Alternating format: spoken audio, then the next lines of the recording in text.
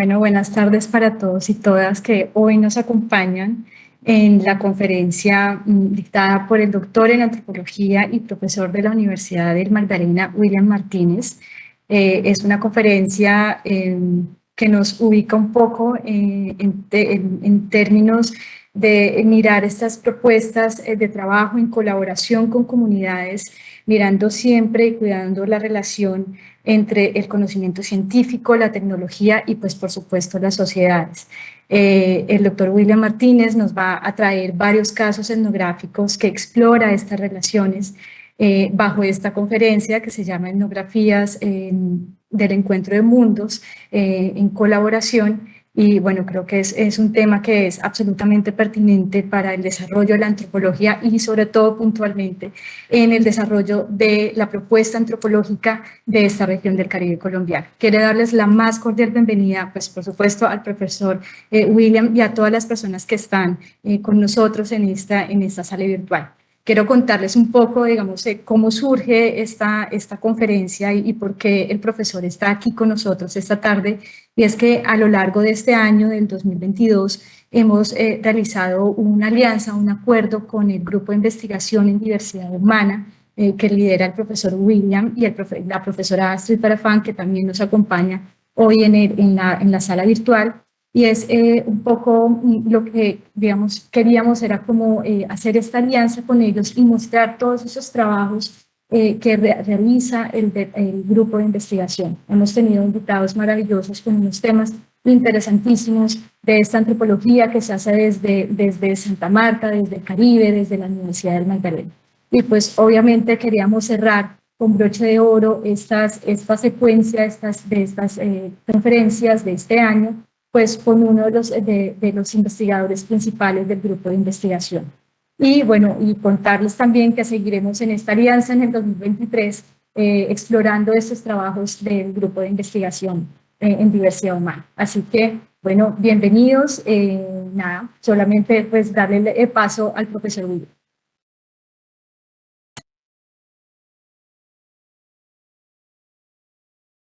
Buenas tardes a todas y a todos. Eh, Lastimosamente por el tiempo no voy a poder comentar todos los casos etnográficos que había prometido, pero pues he seleccionado un par que considero eh, pues dan cuenta de todo el argumento que les quiero, que les quiero contar. Eh, por supuesto, agradecerles a todos los presentes. Gracias por su asistencia, por escucharnos. Un agradecimiento especial a Alejandra por este espacio que le ofrece al grupo de investigación IDUM para poder divulgar las cosas que hemos venido haciendo acá en el grupo. Pues los compañeros que me predecieron en estas presentaciones pues lo hicieron muy bien y comentaron resultados de investigación y ejercicios de investigación muy interesantes. Agradecerle también a Stri Perafán, quien es coautora, no solamente la directora del grupo y que hace posible todo esto, sino que es coautora del documento que dio origen a esta conferencia. Por supuesto, agradecerles a las comunidades, a los estudiantes de la Universidad del Magdalena y especialmente de la asignatura Naturalismo y Cultura y Modernidad y otras epistemologías, porque con ellos también hemos discutido estas reflexiones y de hecho ahora algunos de ellos están aquí presentes, entonces aprovecho para agradecerles. Esto es un ejercicio y una reflexión eh, que es de todo el equipo del grupo IDU, no solamente mía. Y pues retoma un montón de dinámicas que ahora les voy a contar. Bueno, decirles también que, pues digamos, una versión más completa con todos los datos etnográficos, con todas las referencias, está publicada en un capítulo que se llama Conocimientos, Prácticas, Mundos, que es la propuesta de la que vamos a hablar también hoy. Etnografías del encuentro entre mundos para la colaboración, prototipo, que escribimos con la profesora Astrid. Esto hace parte de de una trilogía que publicó EduEPB en el Brasil sobre ingenierías y otras prácticas técnicas comprometidas, que consta de 3 volúmenes. editados por los ingenieros y humanistas John Cleva, Cristiano Cruz y Celso Alvear, unos investigadores muy interesantes que están haciendo ingenierías de una forma increíble allá en Brasil y pues que han generado una escuela muy importante a nivel latinoamericano.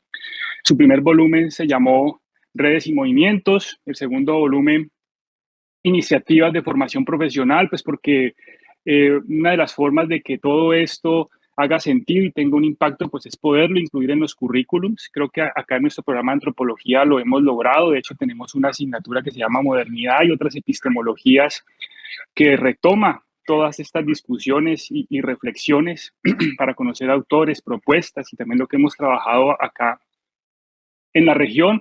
Y el capítulo hace parte de un volumen que se llama, Diálogos Interdisciplinarios y Decoloniales. Entonces aprovechamos también para divulgar esto. Esto lo pueden conseguir en internet de forma gratuita, lo pueden descargar. Si no, pues pueden contactar a cualquier miembro del grupo IDUM y con mucho gusto se los hacemos llegar. Como vieron en el título, se habla de que esta propuesta o lo que les estamos contando hoy es un prototipo y en esa medida pues creo que vale la pena iniciar aclarando un poco qué entendemos por prototipo, ¿no?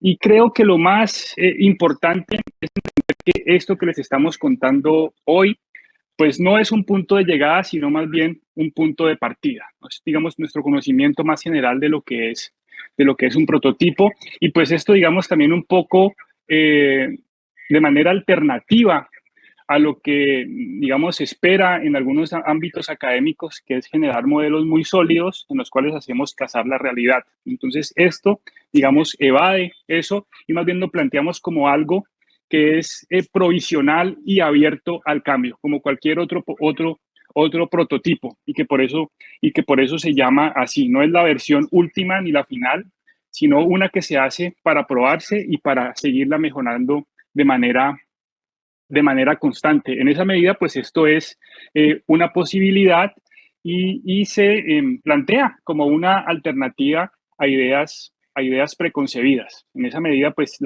la misma etnografía, y por eso hemos hecho énfasis en la etnografía, es la que permite descubrir estos prototipos, ¿no? Entonces, en esa medida estaríamos hablando que este prototipo tiene como propósito u objetivo hacer evidente otros tantos prototipos de formas de ser en el mundo que están allá y pues que nos corresponde a los antropólogos como descriptores de esas realidades, pues hacerlos evidentes y aprender de ellos. La historia que les quiero contar inicialmente inicia ya hace una década con varios, en ese momento, estudiantes y que ahora ya son colegas, ya con sus maestrías y doctorados, antropólogos egresados de la Universidad del Magdalena, cuando intentábamos introducirnos en el mundo de los estudios sociales de la ciencia y la tecnología desde un enfoque antropológico. Hablábamos en ese momento de antropología de la ciencia y la tecnología. Y una primera forma de entrar a eso era retomando lo que se ha planteado desde el enfoque ciencia, tecnología y sociedad. ¿Cómo se da esa relación entre ciencia, tecnología y sociedad? Y el primer ejercicio que propusimos era explorar cómo los diferentes ejercicios de investigación que se habían propuesto en la universidad usaban y aplicaban o llevaban a la práctica la noción de apropiación social de la ciencia y la tecnología. Además, porque la apropiación de la ciencia y la tecnología es algo a lo que todos los investigadores pues, nos vemos presionados a realizar, pues con un fin loable, muy importante. ¿Para qué hacemos investigación? Pues para que eso le sirva a la gente de una forma u otra. Entonces, casi que todos los proyectos, ¿no es cierto?, deberían tener o deben tener, pues, de acuerdo también a las convocatorias de las entidades financiadoras, un aspecto de apropiación. Y esto pues tiene diferentes matices como lo vamos a ver. Entonces, al indagar nosotros sobre esos diferentes proyectos, y por supuesto que y es una aclaración importante que va a hacer esto, no se trata, digamos, de juzgar el ejercicio que han hecho muchos docentes investigadores con recursos mínimos y que han hecho cosas muy buenas, sino también, digamos, tratar de entender ¿cierto? Entonces, cuando indagamos en estos proyectos y cómo se estaba haciendo o desarrollando la apropiación de la ciencia y la tecnología, pues veíamos que eso principalmente se hacía en términos de divulgación y transferencia. En muchos casos porque la vocación de los proyectos así lo exigía, especialmente proyectos, por ejemplo, en las áreas de las ingenierías, desarrollan unos sistemas tecnológicos para resolver problemas y eso debe ser transferido a las comunidades. No obstante, cuando comenzamos a indagar sobre esos dos conceptos, pues la transferencia hace referencia a la entidad que emite el conocimiento, mientras la apropiación pues hace referencia finalmente a cómo se recibe. Y ese cómo se recibe pues está determinado por una cantidad de circunstancias y de negociaciones que hace que esa transferencia pues llegue finalmente al usuario final de una manera particular. No obstante, y algo importante de resaltar ahí y que pues lo trabajamos en ese momento con los colegas, por ejemplo, con Augusta, con Kenny, entre, entre otros colegas de esas generaciones, es que lo que se está aplicando es lo que se conoce como el modelo lineal, donde hay un conocimiento que emana desde los expertos, pues en este caso nosotros, ¿no es cierto?, los docentes investigadores, y ese conocimiento pues se transfiere a la comunidad que es entendida como legos, como un conjunto de legos, es decir, como sujetos que son deficitarios en términos del conocimiento experto. Esto, digamos, no necesariamente es ni bueno ni malo, quiero aclarar eso, estamos, digamos, haciendo un ejercicio descriptivo nomás, pero pues sí lleva varios implícitos que ahora los vamos a ir desarrollando. Insisto, muchos colegas de la universidad pues han hecho un trabajo increíble y han tenido un impacto muy importante en las comunidades locales, que también vamos a hablar un poco de eso. Entonces, ya cuando indagamos con los mismos investigadores cómo las comunidades participaban en esas investigaciones, pues nos dimos cuenta, inclusive en ciencias sociales, que en nuestra universidad está bajo la unidad académica que es la Facultad de Humanidades, pues la forma en que se articulaban estos investigadores era como aportadores de información. Entonces, ¿cómo participaban ellos de la investigación? Aportando información, bien sea porque ellos eran los informantes directos, informantes, perdón, entre comillas, ¿no es cierto? O porque ayudaban a colectar la información en ciertos proyectos. Entonces, esto, digamos, se ha desarrollado de diferentes formas y también de acuerdo al área del conocimiento donde se hicieron esos proyectos de investigación. Digamos, nosotros mismos pues hemos también desarrollado algunos proyectos de investigación de esta manera, pero pues eso no nos impide pues hacernos una reflexión crítica frente a esa misma labor. Entonces, esto nos llevaba a pensar cómo ha sido entendida esa relación ciencia, tecnología y sociedad. Entonces, tenemos como inicialmente dos grandes modelos. Un primer modelo donde hay una interrelación entre la ciencia, la tecnología y la sociedad, digamos que se coproducen mutuamente. Sobre eso hay una escuela latinoamericana muy importante, pero también la norteamericana ha tenido unos avances importantísimos. Ahí, digamos, el ambientalismo ha tenido un protagonismo y la escuela europea, pues también. La escuela europea, pues ha tenido un desarrollo más desde adentro de la misma ciencia. Y el otro modelo, pues fue el que les acabamos de entender, que es el modelo lineal, donde se entiende que hay un bloque de ciencia y tecnología donde se produce conocimiento, donde se desarrolla tecnología y protocolos técnicos y luego se llevan a la sociedad, bien sea para que la sociedad lo retome o para el beneficio y el bienestar de esas diferentes comunidades donde se han identificado problemas y la solución es tecnocientífica.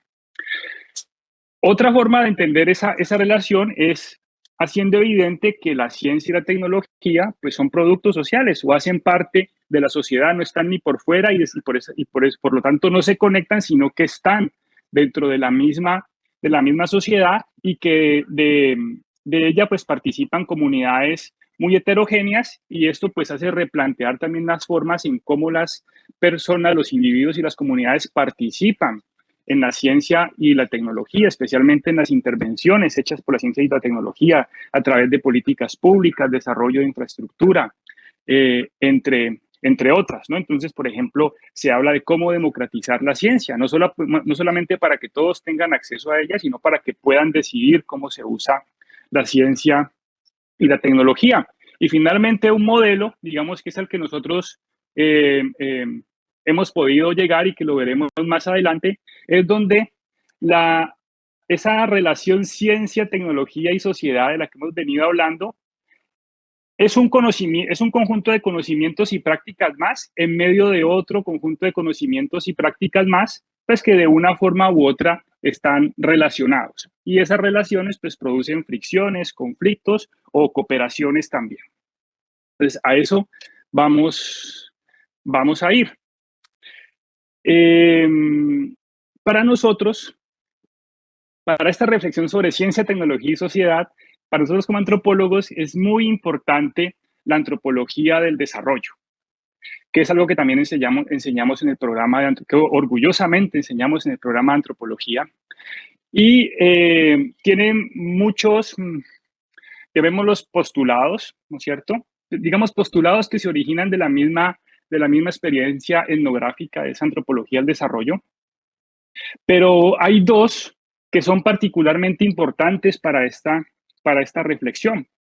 El primero plantea que la ciencia y la tecnología se usan como mecanismos para neutralizar los conflictos, no para hacerlos evidentes, no para establecer acuerdos y diálogos, sino para neutralizarlos. Eso es lo que James Ferguson llamó en los 90 la máquina antipolítica y asume, digamos, que para todo deberíamos tener una solución tecnocientífica, que inclusive puede ser una solución de capacitación o de formación o de educación. Probablemente un ejemplo claro de eso pues sea la educación ambiental, ¿no es cierto? Hay un problema ecológico cerca de una comunidad rural, entonces educación ambiental para estas personas, para que ellos entiendan el ecosistema y pues se puedan adaptar a él de una manera ecológicamente adecuada. Y el otro postulado, y que pues en este caso es el más importante, es aquel que plantearía, entre otros, Arturo Escobar, y es que el desarrollo se transforma en la práctica, como cualquier otra proyección, como como el mismo proyecto moderno en general. La misma modernidad se transforma en la práctica. Entonces tenemos que a partir del conocimiento tecnocientífico generado por los expertos, se genera una serie de intervenciones en las sociedades para generar pues, el desarrollo de esa sociedad, su desarrollo en términos de bienestar, calidad de vida. Eso, digamos, no se descarta, siempre se está pensando en eso, que se logre, pues es, digamos, lo que justamente las etnografías nos permiten ver al dialogar con esas comunidades que han sido intervenidas. Eso pues es el modelo lineal como lo vimos, ¿no es cierto? Pero en la práctica esas intervenciones pueden ser, entre otras, apropiadas o resistidas por las diferentes comunidades, por los diferentes sujetos. Cada uno de nosotros de alguna forma apropia o se resiste a las intervenciones tecnocientíficas, ¿cierto? Lo hemos visto a lo largo, por ejemplo, ahora de la pandemia, ¿no es cierto? Donde se ha hablado mucho del conocimiento tecnocientífico, ¿cierto? Desde entender la pandemia hasta sus curas y evolución. Lo que resulta particularmente importante de esto es que esas apropiaciones y resistencias se convierten en una fuente de prototipos o alternativas a esta primera versión que emergió acá, porque aquí ya ha sido probada, ha sido reevaluada, ha sido, digamos, digerida por esas comunidades locales y ha producido cosas pues, que no sabemos, que queremos saber justamente. ¿Y cómo podemos conocer eso? ¿Cómo lo podemos saber? Pues a través de la etnografía, ¿cierto? Ahí es donde estamos los antropólogos llamados a hacer esas etnografías del desarrollo, esas etnografías de la modernidad, esas etnografías de las intervenciones basadas en el conocimiento tecnocientífico. Entonces, como les conté hace un rato, ya nosotros habíamos indagado sobre los proyectos, habíamos conversado con varios investigadores, insisto, esto gracias a también nuestros hoy en día colegas, en ese entonces estudiantes de grado, ya 10 años de eso. Y dijimos, pues ya la segunda fase del proyecto es ir y preguntarle a la gente. Y una de las comunidades que ya ha sido, digamos, que ha participado más de los proyectos, pues eran las comunidades de pescadores. Pues porque nuestra universidad tiene una vocación de trabajo con estas comunidades eh, importante y que data desde sus orígenes, ¿no? Eh, entonces dijimos, vamos, tenemos un colega que hace parte del grupo IDUM, que también hizo su conferencia aquí, que es líder del Cabildo Indígena de Pescadores de Taganga. Estábamos, pues él nos ha colaborado mucho en eso, tenemos el contacto con los líderes, con la comunidad. Dijimos, pues hagamos unos diálogos, unos talleres de discusión, a ver las personas allá en la comunidad cómo están entendiendo estos proyectos y cómo ha sido su participación y qué opinan de esto y cómo podríamos pues mejorar esa relación. Entonces dijimos, no, pues hagamos un taller. Pues teníamos ya experiencias previas de talleres exitosos donde convocábamos a las personas, hacíamos unas mesas de discusión por temáticas. Acá se esperaba discutir los proyectos, en cuáles han participado, lo bueno, lo malo, entre otras cosas. Y luego hacer una plenaria y discutirlo entre todos y ver pues de ahí qué surgía.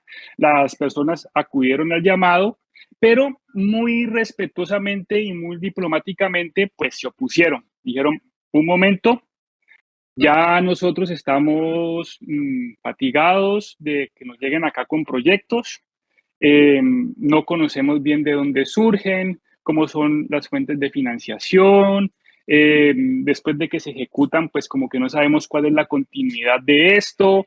Tenemos diferencias con algunos investigadores que no hemos podido resolver. Y esta reunión que, digamos, iba a ser esas mesas de diálogo y de discusión, pues se tornó más bien como una serie de reclamaciones a cómo se había llevado esa investigación por parte de investigadores de diversas entidades. Ahí, digamos, en ese momento no sabíamos exactamente de quién se estaba hablando porque es una comunidad que ha sido muy, muy intervenida, pues como muchas de las comunidades rurales y también muchos pueblos indígenas. Entonces, eso, digamos, fue desarrollándose, digamos, hasta el punto en que algunos investigadores, o surgió, digamos, una representación de el investigador como ese hombre, ¿no es cierto?, externo que llega a extraer algo de las comunidades, ¿no? Entonces, si uno hiciera la comparación con los relatos, por ejemplo, de Quintín Lame, pues ya no es el hombre blanco que va a extraer o a usurpar el territorio, sino pues que va a usurpar conocimientos y mano de obra, ¿no es cierto? Entonces, pues, a pesar de que nos sentíamos muy mal, fue duro, ¿no es cierto? Recibir toda esa carga. Pues en términos del proyecto, pues era muy revelador, o sea, sobre esa relación ciencia, tecnología y sociedad, ¿no? Entonces, esto nos ayudó mucho a problematizar estas relaciones, ver hasta dónde se puede, hasta dónde se puede llevar, dónde hay que parar, dónde hay que revisar. No, bueno, entonces esta historia la voy a parar aquí y la retomamos al final. Esas son las historias que debo saltarme por tiempo y vamos a una que es la segunda, esa es la tercera, pues la segunda historia y en este caso que es la última, que es la que nos ofrece el marco de referencia. Y aquí quiero resaltar que este marco de referencia emerge también del mismo ejercicio etnográfico, digamos, del humilde ejercicio etnográfico, no es con la pretensión de describir al otro, por supuesto que no, sino de cómo en esa relación con el otro, pues así como se nos reveló esto acá tan interesante con la comunidad de pescadores, pues acá también se nos revelan otras formas de entendernos a nosotros como nación, ¿no? Y como parte de un proyecto colectivo. Entonces, esta es la historia de los abastecimientos de agua, ya no es acá en el Caribe, sino que es en el macizo colombiano, y fue gracias al apoyo del Cabildo Indígena de Puracé. Esto está en el macizo colombiano, son también comunidades muy intervenidas por varias razones, una de ellas porque al estar en el macizo colombiano, ustedes saben que se habla mucho del agua y de la importancia del macizo como productora de agua para todo el país. Entonces, se controla mucho ese territorio desde esta narrativa. No obstante, pues la autonomía indígena siempre se hace valer, y eso siempre genera más bien un proceso de negociación y no tanto, digamos, una intervención directa y lineal como la que se hubiera podido pretender desde el proyecto mismo del desarrollo. Bueno, entonces para ir resumiendo, llegamos al Cabildo y les dijimos, miren, señores Cabildo, estamos trabajando antropología del desarrollo y queremos ver acá cómo ha llegado el desarrollo sostenible y ustedes cómo han respondido a eso. Les comentamos nuestro marco de referencia, que en ese momento pues era el multinaturalismo. Les dijimos, nosotros no solamente nos parece importante el multiculturalismo porque asume que hay una sola naturaleza, creemos que en estos territorios pues coexisten diferentes naturalezas y que no se pueden reducir solo a una, y contamos todo el proyecto, ¿no es cierto?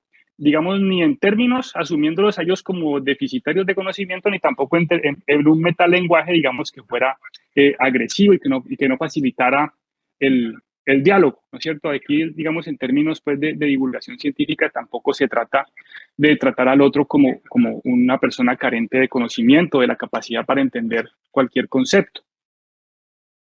Entonces se reunió el cabildo ese mismo día y salió el gobernador, dijo, pues sí, a usted le interesa el tema del desarrollo sostenible y del ambiente, y nosotros en este momento estamos trabajando sobre el tema del agua, porque usted sabe que están implementando los planes departamentales de agua, y eso tiene que ver con la privatización del agua, y nosotros estamos trabajando en nuestra propuesta.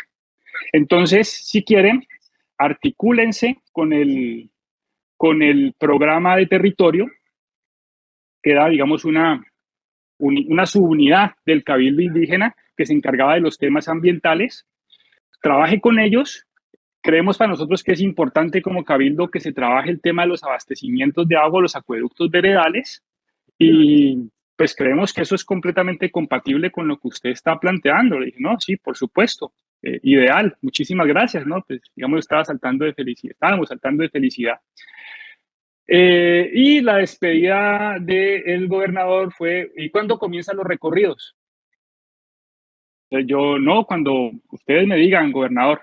Entonces, bueno, vaya y hable con el comité de territorio y ya con ellos cuadra los recorridos. Entonces yo dentro de mí me pregunté, ¿recorridos? ¿Y eso qué es? Pues algo también que en la misma práctica etnográfica, pues fuimos aprendiendo. Y los recorridos es un método, ¿no es cierto? Y un conjunto de técnicas que se basan en recorrer el territorio para identificar los problemas y encontrar posibles soluciones.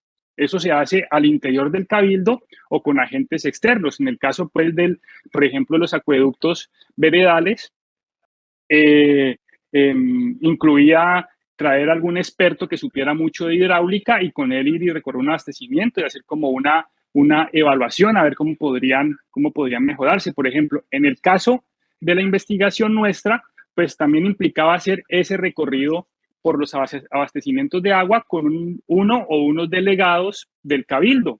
Esos delegados, en este caso, eran o el fontanero, la persona encargada de que el acueducto veredal funcione, o podía ser el presidente de la junta de acueducto, que también en muchos casos era la persona que se encargaba de dar porque el acueducto funcionara correctamente. Entonces, listo, esa es una metodología genial. Nosotros pues la adoptamos inmediatamente y pues también quedó plasmada en las pequeñas etnografías que logramos escribir sobre esa experiencia. Entonces, ¿cómo arrancan esos recorridos? Pues esos recorridos inician donde terminan los abastecimientos. Es decir, en el grifo o pluma, ¿no es cierto? En el bebedero de las vacas, en el punto de riego de los cultivos. Ahí inicia el recorrido y vamos siguiendo las tuberías, toda esa red híbrida, y en la medida en que vamos siguiendo esas tuberías, pues vamos viendo los tanques de almacenamiento, los puntos donde se libera la presión, donde se sacan, digamos, elementos que no permiten el flujo del líquido. Y ahí, ese recorrido que puede tomar mediodía, un día entero, o inclusive hay que hacerlo por etapas para lograr recorrerlo completo. En esa medida, pues uno va entablando una relación pues muy cercana con el acompañante, que por lo general son, insisto, líderes y personas que conocen mucho su territorio y pues que están interesadas en establecer, digamos, una relación también de diálogo con esta persona con la que están haciendo el recorrido. Entonces, eso facilitaba enormemente, enormemente el trabajo etnográfico. Sí, yo les pedía permiso de grabar y de tomar fotografías si estuvieron de acuerdo. Eran, digamos, grabaciones de horas y horas, pero, digamos, vitales y es una memoria fundamental de ese ejercicio. Entonces, en ese recorrido, eh, íbamos inicialmente hablando de cosas muy técnicas, porque además son personas que tienen un conocimiento técnico de los acueductos, digamos, de un nivel altísimo. Entonces se hablaba de cuál era la presión, porque había unas tuberías de cierto diámetro y otras de un menor diámetro para garantizar la presión en las diferentes, donde terminaban los diferentes puntos de la red híbrida, ¿no es cierto? Pues se entendía que el acueducto funciona en ese caso por gravedad. Hablábamos de los aforos, de la cantidad de agua que se captaba, si el agua era tratada o no, si se habían implementado filtros artesanales o qué tipo de cuidado se le propiciaba al agua, ¿no es cierto? Entonces, en este punto, el agua era entendida principalmente como recurso natural, ¿no? En esa medida, pues, cabe dentro de esta representación moderna u occidental de H2O, ¿no es cierto? De ese mineral y que por lo tanto, pues, es estrictamente un objeto que puede ser manejado o administrado, ¿cierto? Hay una, digamos, una relación ahí asimétrica entre el humano sujeto y el no humano agua objeto, o en este caso, H2O. Y seguíamos haciendo ese recorrido y en la medida en que íbamos avanzando, pues nos íbamos aproximando a los sitios donde se toma el agua, las captaciones de agua. Esos sitios pueden ser diferentes, puede ser una parte de una quebrada, puede ser un vertiente de agua en medio de un terreno, puede ser un nacimiento u ojito de agua o un ojito de agua en, en un acantilado. Entonces ya cuando llegamos a esos sitios, pues la dinámica de conversación cambiaba, ¿no? Entonces las personas con mis acompañantes eh, ya no cortaban, digamos, las ramas que estorbaban, sino que se corrían, se hablaba como en una voz más baja, estábamos más tranquilos o se evitaba hablar, porque resulta que en estos lugares es donde está el espíritu del agua. Y entre otras muchas cosas, ¿no es cierto? El espíritu del agua no le gusta el concreto, no le gusta el cemento. Entonces ahí no se construyen cosas de cemento. Los diques están fuera de esos nacimientos, están por fuera de los vertimientos y de los cerramientos que se hacen para proteger esos lugares donde el agua surge o sale. Además de eso, en esos lugares también habita el duende. Se evita que los niños no lleguen allá porque en esos sitios, en esos nacimientos de agua, el espíritu de agua los puede enfermar. Pero también esos sitios son muy importantes porque esa agua permite curar ese tipo de enfermedades que localmente se llaman enfermedades de espíritu. Cuando por fuerza mayor se debe construir ahí en esos sitios, pues hay que aplicar unas prácticas particulares, ¿no es cierto?, para pedir permiso al espíritu del agua y poder hacer las construcciones en cemento y que eso no vaya, digamos, a hacer que el agua se entierre, porque el agua cuando le hacen una construcción de cemento se entierra, se va, porque, insisto, no le gusta el cemento. Entonces aquí podemos ver pues que el agua ya no es entendida estrictamente como un objeto pasivo, manejable y administrable, sino que es un sujeto con el cual hay una relación un poco más horizontal, una relación más horizontal, ¿no? Entonces hay una transformación ahí de cómo se entiende el agua. Entonces ya para ir redondeando, porque creo que me estoy tomando más del tiempo necesario, en los acueductos lo que podemos ver es que el agua es un ser con espíritu, ¿sí? Es un ser que o tiene dueño, eso, ahí hay una discusión local sobre si es que tiene espíritu o es que tiene dueño, ¿no es cierto? Eso, digamos, no lo pudimos desarrollar en ese momento. Puede ser mineral, animal o persona, ¿sí? o cumplir con las tres características, ¿no es cierto? Es mineral que se maneja, se entierra cuando no le gusta algo o hay que pedirle permiso. En esa medida, pues tiene voluntad, puede causar o curar enfermedades. Y en torno a los abastecimientos de agua, podemos ver que se conectan, por un lado, la gravedad, las bacterias, el espíritu del agua, los médicos tradicionales, la vegetación, el duende y los ingenieros. Y los ingenieros son muy importantes porque estas comunidades son muy abiertas a los conocimientos que les pueden aportar, que pueden ser mutuamente enriquecedores, como lo vamos a ver ahora.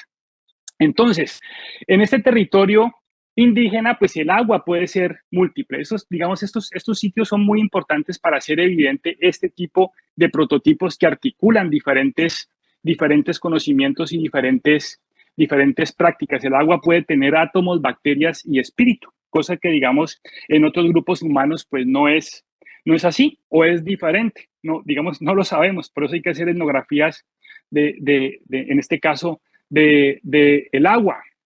Entonces, con esta historia queríamos llegar a establecer este marco de referencia, este punto de partida para seguir haciendo estas etnografías en colaboración que están, digamos, pensándose por fuera del multiculturalismo, por un lado, y también pensándose por fuera de ese enfoque ciencia, tecnología y sociedad que comentamos al inicio. Y es ahí donde surge la propuesta Conocimientos, Prácticas, Mundos, pues, que hemos venido construyendo con un montón de colegas que hacen parte del grupo IDUM, ¿no?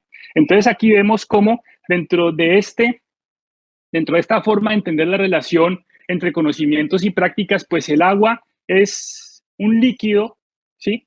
Que en una naturaleza o mundo o conjunto de conocimientos y prácticas aparece como H2O, ¿no es cierto? Un objeto manejable, y en otro territorio, naturaleza o mundo aparece como un ser con espíritu que es entendido como un sujeto. Entonces no se pueden, digamos, equiparar, pero sí, digamos, se traslapan estas formas de entender el agua y pueden generar cooperaciones interesantes o también pueden generar, digamos, hasta cierto punto conflictos que no necesariamente estamos entendiendo porque podemos haber reducido el agua únicamente a H2O y no entenderlo como ese sujeto que también es. Entonces, para lograr hacer estas etnografías, consideramos, y esto retomando los estudios sociales de la ciencia y la tecnología, las etnografías del desarrollo, lo que se ha llamado ahora el giro ontológico, que creemos que para hacer las descripciones etnográficas es necesario asumir de diferentes maneras tres simetrías.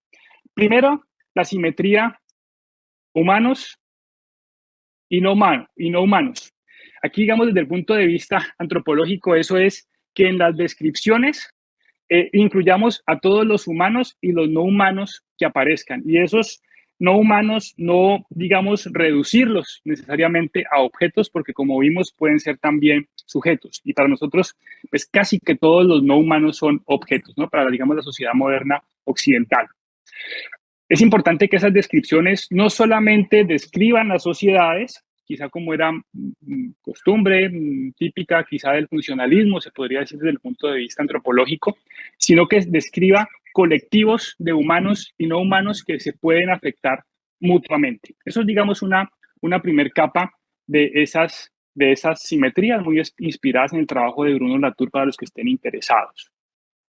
La otra simetría es la simetría epistémica, y es, digamos, tratar de controlar, y yo creería que esto sí es probablemente una exigencia, habrá que verlo, habrá que revisarlo, esto es un prototipo, es de evitar usar categorías que devalúan el conocimiento del otro. ¿Cuáles son esas categorías? Pues creencia, por ejemplo, saber, mito o religión, ¿cierto?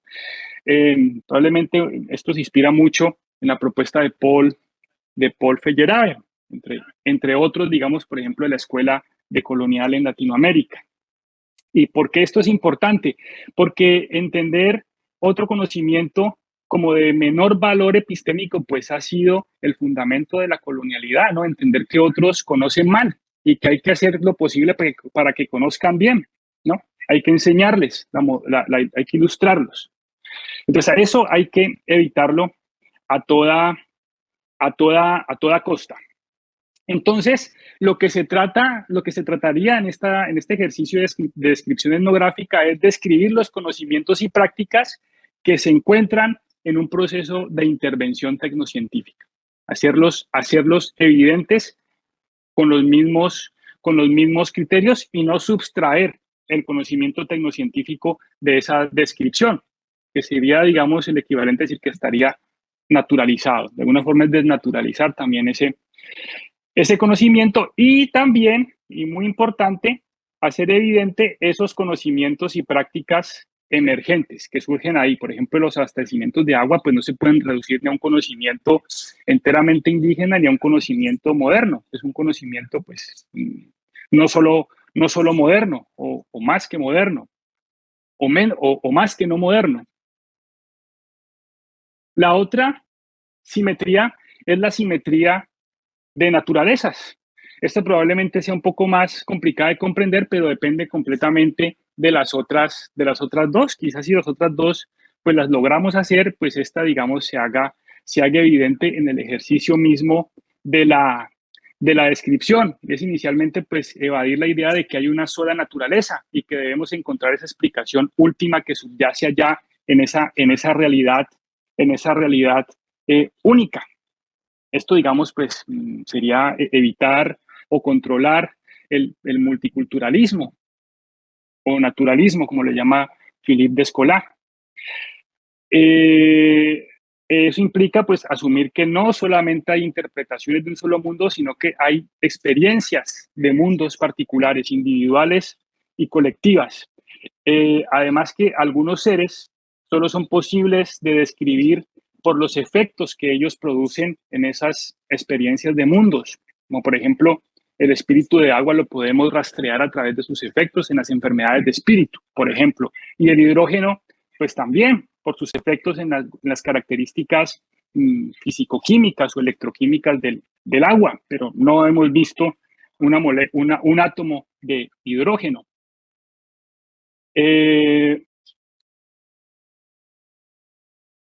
Para ir avanzando, porque el tiempo ya se nos está agotando, perdón.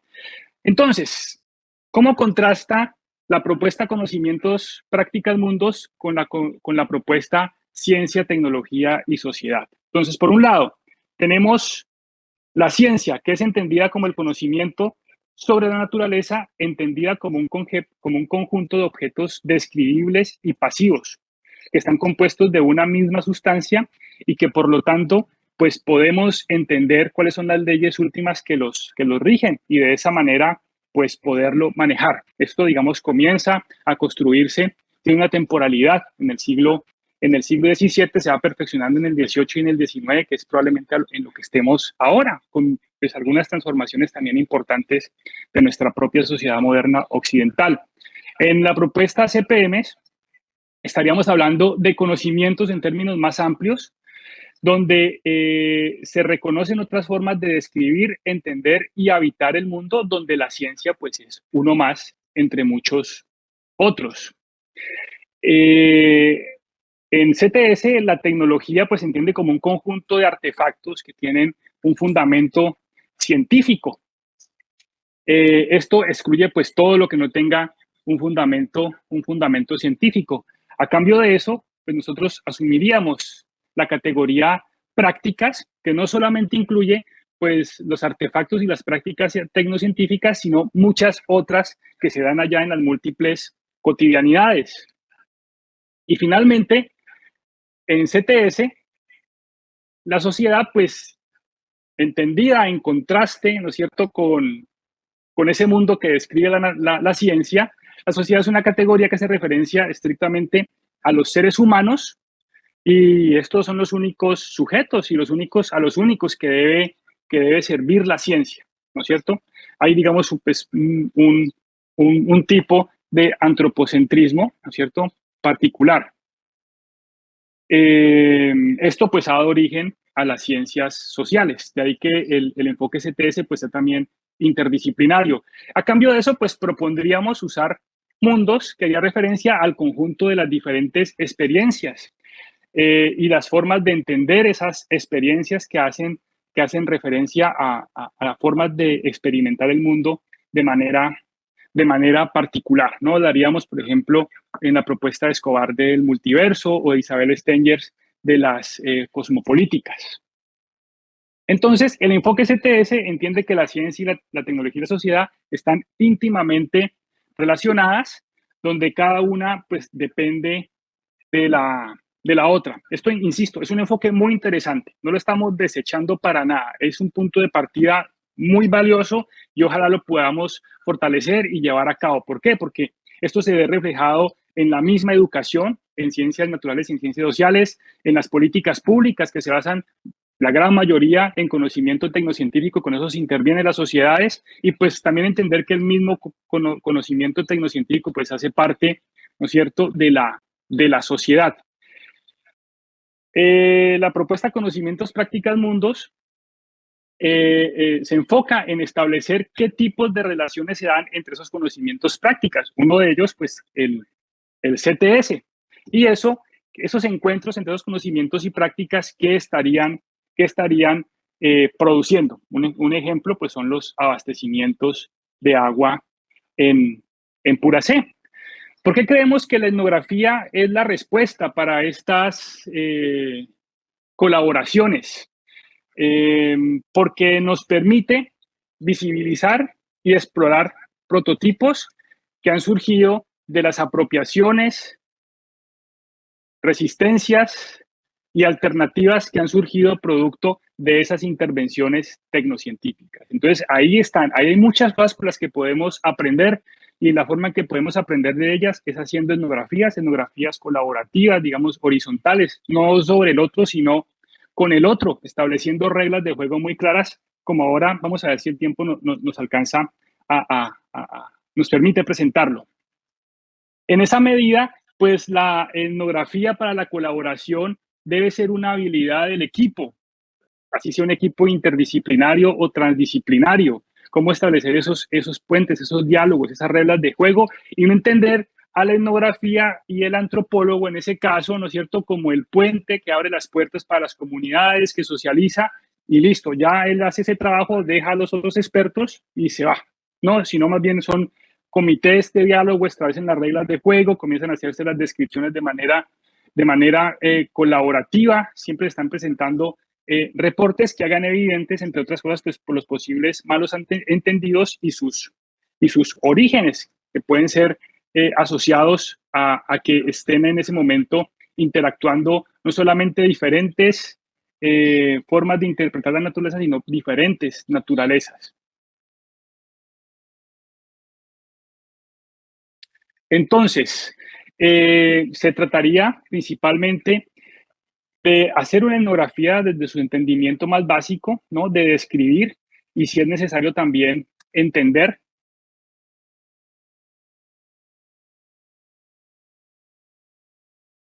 Es sea colectivo, no solamente el entendimiento o la descripción, digamos, que hace el etnógrafo, sino que se presentan los datos allá en el comité que se haya creado. Y de esa manera también la etnografía va revelando cómo, qué han generado esas intervenciones o que lo que se está haciendo en ese momento, qué está produciendo. Entonces, cuando hablamos de descripción, pues no solamente es la descripción de las prácticas, sino de los conocimientos en juego, que pueden ser los tecnocientíficos o los que se estén desarrollando ahí en ese momento. ¿Cuáles son las acciones? ¿Cómo se están dando esas intervenciones o cómo se dieron? Si ya es una intervención previa. ¿Cuáles son principalmente los efectos que eso ha generado y cuáles son las respuestas, que es de lo que podemos aprender y que podemos retomar también como prototipo? Bueno, voy a saltarme esto porque ya el tiempo se agotó y voy a darle entonces paso al fin de la historia de los pescadores, ¿vale? Y de pronto, si nos queda un tiempito, podemos seguir comentando lo demás. Entonces, dada esta experiencia que tuvimos a la vez tan interesante y pues también descorazonadora con la comunidad, ¿no? por la forma en que éramos vistos los investigadores, pues comenzamos a hacer acciones que podemos llamar diplomáticas, ¿no? Entonces, cartas entre los diferentes administrativos de la universidad, con miembros de la comunidad, digamos, representantes de la comunidad, se hicieron reuniones, se escribieron documentos, se hicieron talleres. Eso, pues, dio paso a una serie de actividades muy interesantes. Allá, pues, por supuesto, en la comunidad también hay otros colegas que tienen un trabajo increíble. Pues está el profe Eduardo, ¿no es cierto? Que también esto, pues, digamos, lo ha hecho de una manera todavía más orgánica. Y dentro de esa dinámica, ¿no es cierto?, de restablecer esa relación, porque es una relación muy importante históricamente para la universidad con la comunidad indígena de pescadores de Taganga, emergió, se dio una reunión, y de esa reunión con miembros de la comunidad e investigadores de la universidad, la necesidad de establecer unos lineamientos mínimos para que se diera de manera adecuada a las intervenciones o los proyectos de investigación. Ese documento es un documento que redactó con base en esa información el Comité de Ética de Investigación de la Universidad de Magdalena, del cual también hago parte, y por eso pues también hago énfasis en esto, porque me parece muy relevante, un documento que se llamó Guía de Elementos Mínimos ante Intervención o Colaboración entre la Universidad del Magdalena y comunidades humanas en el marco de proyectos de investigación. Y se establecieron como unas normas, podemos llamarlo también de gobernanza, para que esos proyectos pues evitaran generar estos malos entendidos que les comentamos. Entonces, ahí se mencionan dos tipos de proyectos, pero este segundo es particularmente interesante porque involucra a la comunidad desde la problematización y planificación de la investigación. Digamos, algo que particularmente esta comunidad reclamaba. Es decir, nosotros tenemos identificados problemas, pero esos problemas no están siendo abordados desde la academia. Entonces, era importante que en ese proceso de planificación se establezcan esas prioridades y se genere a partir de eso una problematización con la misma comunidad o con los representantes que ellos hayan seleccionado. Y ese proceso implica, entre otras cosas, regular expectativas, porque esos proyectos que están ligados al desarrollo, pues ofrecen desarrollo, ofrecen bienestar, y no necesariamente la gente lo va a percibir como que eso generó bienestar para ellos. Entonces hay que esas expectativas, digamos, también que ese diálogo permita regularlas. Eso, en esos criterios de gobernanza, pues hay unos procesos de socialización que implica el establecimiento de comités, que se presenten reportes, que haya mucha transparencia en términos de recursos, entre otros aspectos que tienen que ver también como cómo lo que genera ese producto llega a la comunidad, porque nos dijeron, hay proyectos que su resultado final nos llega a través de un artículo científico en inglés. ¿Eso para qué nos puede servir a nosotros?, decían algunos miembros de la comunidad. Entonces también eso debe acordarse y quedar claro desde un comienzo, desde esta propuesta, ¿no? Insisto, esto es una propuesta, generó este documento, ¿no? En ese documento pues participaron muchos investigadores y muchos miembros de la comunidad. Yo simplemente estoy, digamos, presentándolo acá como un ejemplo, ¿sí? Lamento que me haya tomado más del tiempo necesario. Creo que ahí podemos dejar por ahora. Alejandra, no sé si tenemos un tiempo extra para establecer algún diálogo con los asistentes a la reunión. Muchas gracias, muchísimas gracias a todos los asistentes. Por supuesto, profesor, y mil gracias por compartirnos todo este proceso de investigación y esta propuesta, y sobre todo este último caso. Creo que es absolutamente necesario en cuestión de transparencia con las comunidades con las que trabajamos. Creo que es un maravilloso ejemplo. Los invitamos entonces, no sé si quieren activar sus micrófonos, no hay ningún problema, y yo puse en el chat que si querían escribirlos, pero no pasa nada si quisieran unirse y abrir sus micrófonos y hacer los comentarios que así quisieran. Mientras se animan, yo me voy a lanzar.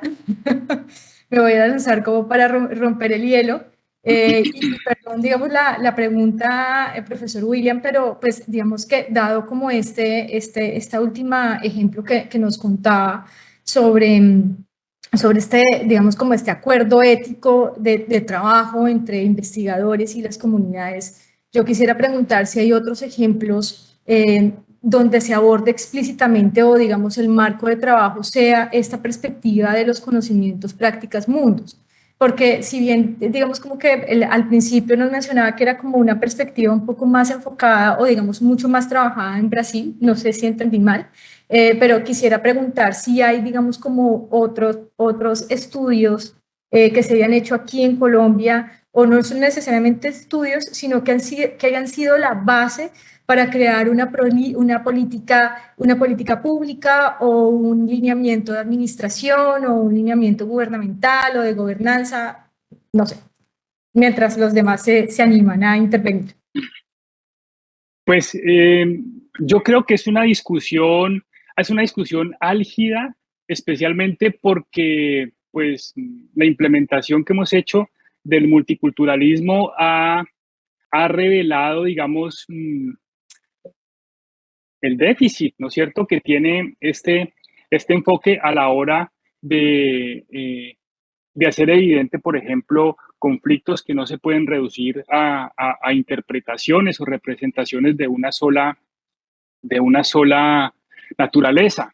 Entonces, yo diría que la política pública nacional hasta cierto punto puede tener esa intención, eh, pero donde creo yo que eso se ve realmente materializado, como también lo proponíamos en la presentación, es en los territorios indígenas, porque ahí, digamos, la autonomía territorial permite que esas intervenciones pues sean, llamémoslo, por decirlo de alguna forma, filtradas. Se den unas negociaciones particulares donde ya, digamos, entre comillas, usuario final, apagó mi video, perdón, el usuario final, como dirían algunas intervenciones, pues eh, eh, no se siente carente de conocimiento, sino como que tiene otro conocimiento y que lo hace valer, ¿no? Entonces, en esa medida, esa política permite eso. Tenemos otro caso etnografiado donde vemos, por ejemplo, cómo las políticas de conservación más bien riñen con eso. Aunque se habla de conservación con la gente, probablemente lo que están es riñendo porque son formas de entender la naturaleza y de habitarla muy diferentes. Entonces, los colegas, compañeros de Brasil, digamos, su propuesta se basa en que lo que ellos hagan con base en su conocimiento experto entre a resolver problemas identificados por las comunidades y sobre todo ayude a reducir inequidades. Entonces, no son proyectos que se enfocan en ciertas comunidades que históricamente pues han sido dejadas a un lado, digamos, del proyecto del desarrollo, ¿no? A pesar de que se las presiona para que se articulen. Entonces, creería que no hay políticas públicas que se adapten exactamente a este modelo, aunque la discusión actual, ¿no es cierto?, de la política de ciencia, tecnología, innovación, pues está haciendo esa discusión. Ustedes no sé si se dieron cuenta que salió un documento que trataba como de plantear en para el gobierno actual cómo podría ser la política nacional de ciencia y tecnología. Entonces ahí, digamos, está muy todavía desde el ámbito del paradigma multicultural, ¿no es cierto? Pero entonces salieron, digamos, los detractores, principalmente salió pues el profesor Wasserman a decir pues que cómo así, que múltiples epistemologías y pues, que hay una que es la verdadera. Y pues salió también por otro lado Arturo Escobar a decir, no, es que hay múltiples formas de múltiples conocimientos y prácticas donde la tierra, la vida, pues se entiende de formas diferentes y que pueden ser, dijo él, eh, mutuamente enriquecedoras. No necesariamente estamos diciendo que el conocimiento tecnocientífico sea malo y siempre va a generar una intervención colonial, hace aportes muy importantes, pero la forma en que se está pensando desde el Estado pues no es la mejor y por eso vale la pena replantear esa política pública. Entonces creería yo que sí estaría más bien viéndose un horizonte donde esa política pública, a pesar de que ha tenido unos avances interesantes, por ejemplo, en apropiación, sí podría replantearse.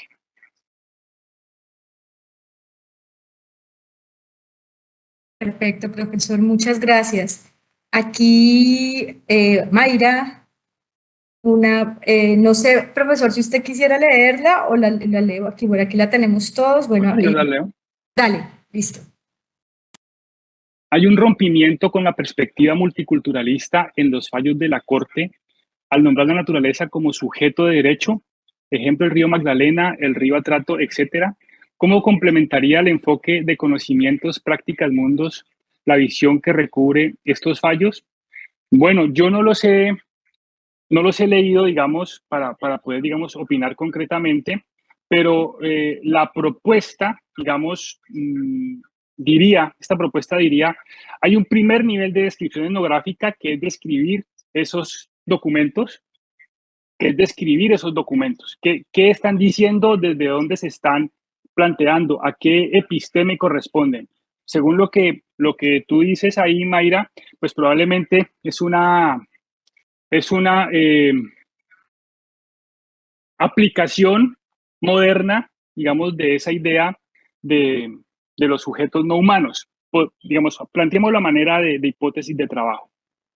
Pero, como todo en lo jurídico, pues eso primero se da en la vida, ¿no? En el mundo. Entonces, el siguiente paso es ir allá a las comunidades que habitan esos lugares con el río, ¿sí?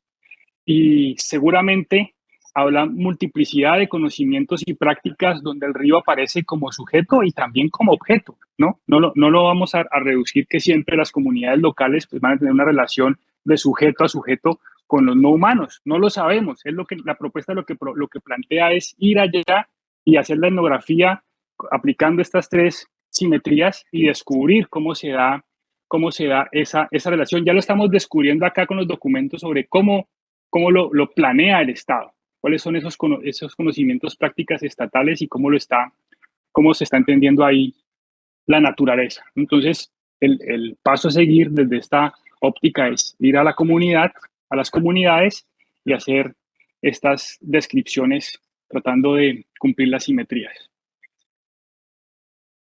porque no lo sabemos.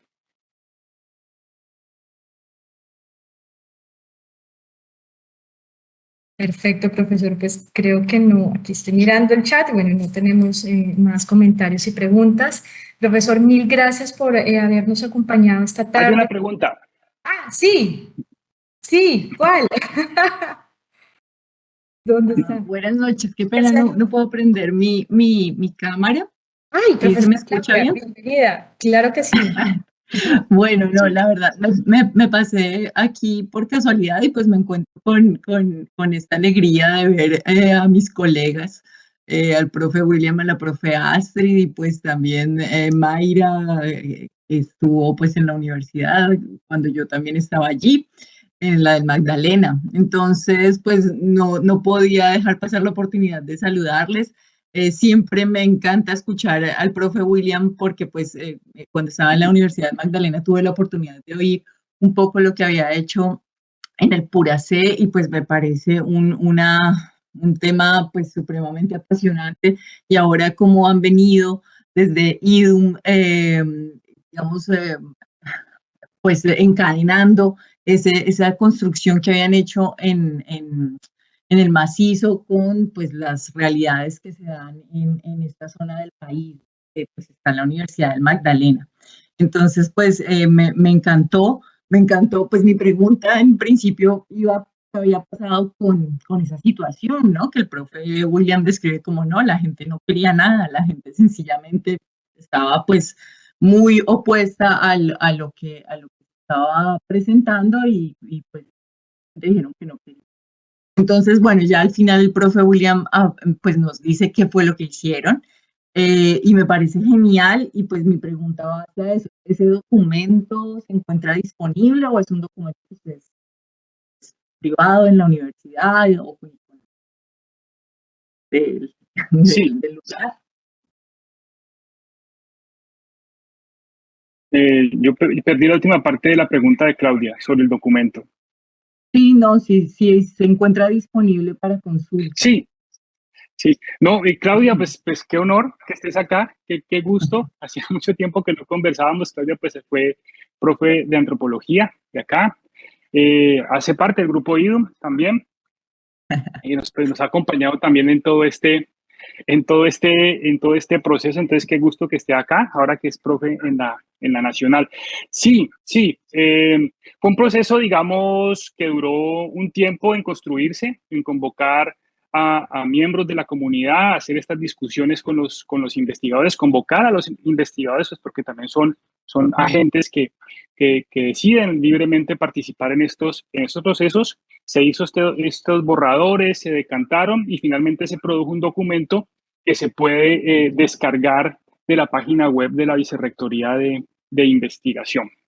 Es un documento de acceso público. Súper, súper, mil gracias y pues muy, muy pertinente esa palabra que usamos todos.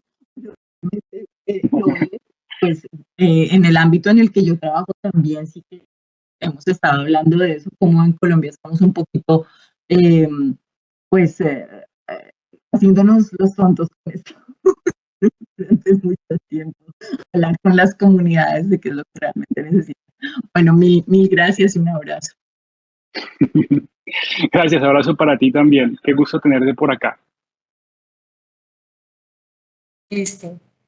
Profesora Claudia, pues mil gracias. Yo aprovecho también la cuña aquí. A la profesora Claudia Rojas la tendremos como invitada el próximo mes a la programación del Centro Cultural de acá de Santa Marta.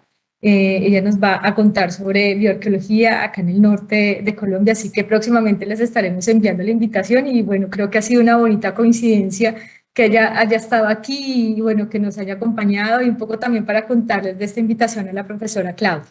Entonces, bueno, no siendo más, profesor, mil gracias a todos los que nos han acompañado esta tarde y bueno, esperamos que nos veamos en un próximo momento, volverles a reiterar también que el próximo, lo que mencionaba al principio de la conferencia del profesor William sobre la invitación que le hemos extendido nuevamente al grupo de investigación en diversidad humana, IDUM, para el siguiente año, con las conferencias de los próximos investigadores, de las investigaciones que están haciendo en este grupo. Así que mil gracias para todos, les deseo una feliz tarde y quiero darle un agradecimiento a Chloe Agudelo, que Chloe ha estado allí en la grabación de esta conferencia. Entonces, mil gracias por el apoyo y todo el tema de la producción. Listo, próximamente estaremos enviando el enlace a la biblioteca virtual donde divulgaremos la conferencia, por supuesto, del profesor William. Mil gracias a todos, una feliz tarde y nos vemos en una siguiente oportunidad. Muchísimas gracias. Muchas gracias, que estén muy bien.